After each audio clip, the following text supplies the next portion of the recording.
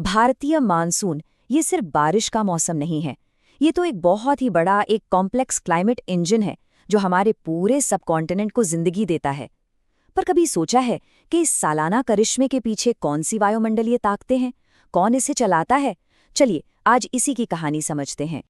तो इस मॉनसून की पहेली को सुलझाने के लिए हम 4 मेन हिस्सों पर गौर करेंगे। सबसे पहले ताकतवर जेट स्ट्रीम्स, फिर एक ग्लोबल खिलाड़ी अल नीनो, उसके बाद हमारा अपना local hero Indian ocean dipole, और आखिर में हम देखेंगे कि ये सारी ताकतें मिलकर कैसे काम करती हैं। तो चलिए कहानी शुरू करते हैं जेट स्ट्रीम से।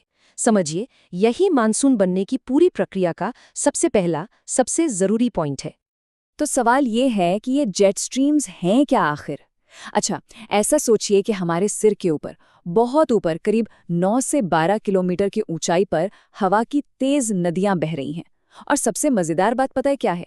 ये अपनी जगह पर टिकी नहीं रहती। मौसम के साथ साथ इनकी जगह भी बदलती रहती है। गर्मियों में ये थोड़ा उत्तर की तरफ खिसक जाती हैं और सर्दियों में दक्षिण की तरफ।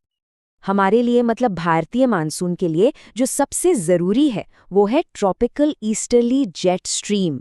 ये तिब्बत के पठार के ऊपर से होती हुई हमारे देश भारत के ऊपर से गुजरती है। आप कह सकते हैं कि ये मोटे तौर पर कलकत्ता से बेंगलुरु तक एक लाइन बनाती है, और यही इसकी खास जियोग्राफिकल लोकेशन है जो सारे खेल को शुरू करती है। अब देखिए, यहीं से मामला दिलचस्प होता है।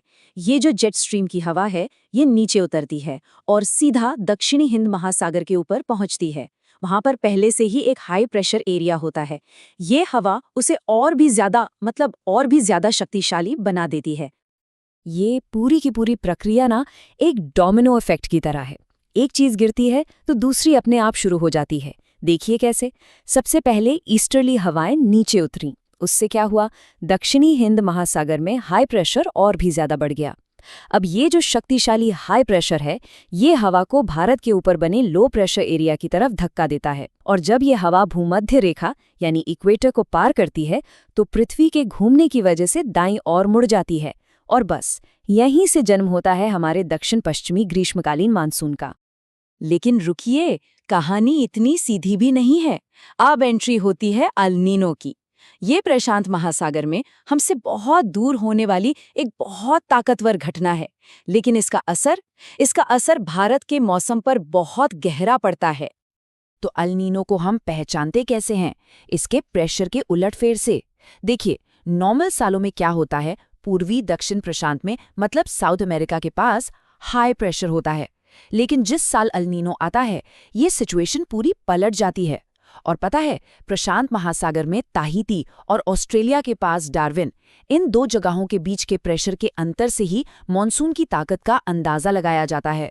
अगर ये अंतर नेगेटिव है तो इसका मतलब अक्सर ये होता है कि मॉनसून या तो कमजोर रहेगा या फिर देर से आएगा। चलिए, अब कहानी में एक और अहम किरदार की एंट्री कराते हैं, और ये वाला हमसे दूर नहीं है।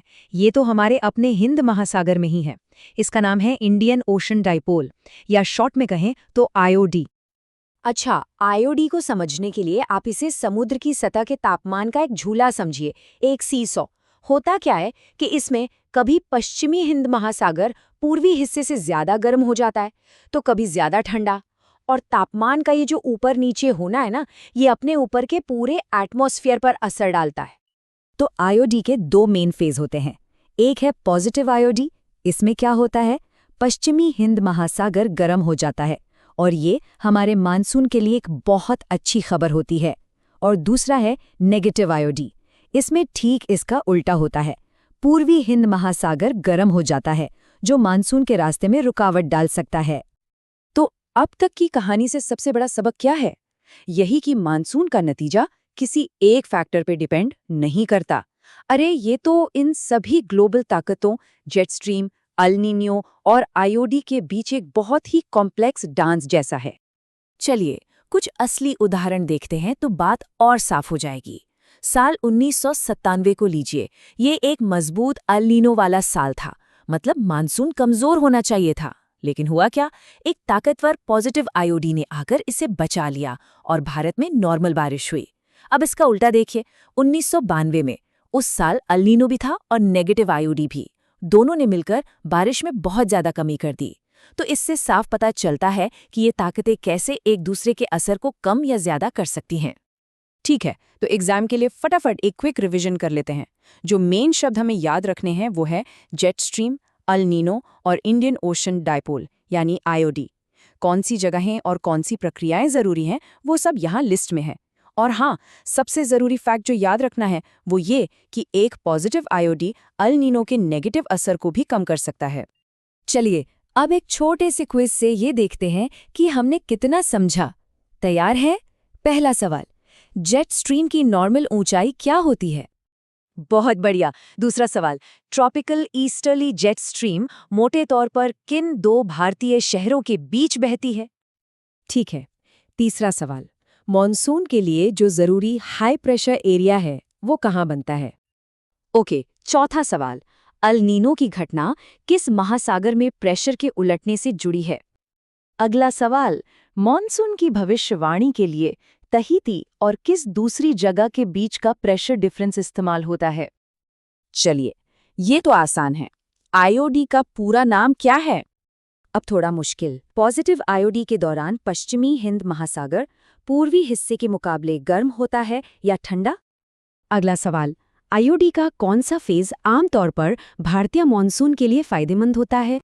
ये इंटरेस्टिंग है। साल 1997 में अल नीनो होने के बावजूद किस चीज ने भारत में नॉर्मल बारिश होने में मदद की थी?